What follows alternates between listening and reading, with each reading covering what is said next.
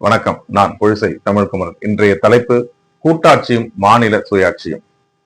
கூட்டாட்சியும் மாநில சுயாட்சியும் என்பது ஒரு நாணயத்தின் இரண்டு பக்கங்கள் என்றே சொல்லலாம். ஒரு நாணயத்தின் ஒரு பக்கம் கூட்டாட்சி முறை என்றால் அந்த நாணயத்தின் மறுபக்கம் மாநில சுயாட்சி முறையாகும்.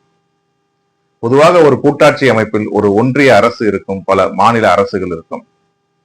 இந்த ஒன்றிய அரசும் மாநில அரசுகளும் தங்களுடைய அதிகாரங்களை பொறுத்த வரையில் முழு சுதந்திரம் பெற்றவர்களாக இருக்க வேண்டும். அதாவது மத்திய அரசுக்கு உட்பட்ட விவகாரங்களில் மாநில அரசுகள் தலையிடக்கூடாது.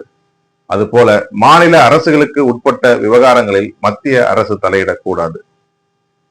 இப்படி எந்த ஒரு தலையீடும் இல்லாமல் சுயமாக ஆட்சி செய்வதற்கு பெயர்தான் சுயாட்சி முறையாகும். மேலும் மாநில அரசுகளின் விவகாரங்களை கவனிப்பதற்கு அந்த மாநில அரசுகள் முழு சுதந்திரம் பெற்றவர்களாக இருக்க வேண்டும்.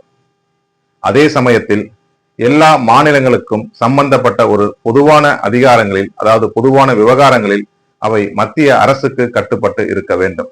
இப்படி ஒரு பொதுவான விவகாரங்களில் ஒரு மத்திய அரசுக்கு கட்டுப்பட்டு இருக்கும் ஒரு அமைப்பை தான் நாம் கூட்டாட்சி முறை என்று சொல்கிறோம்.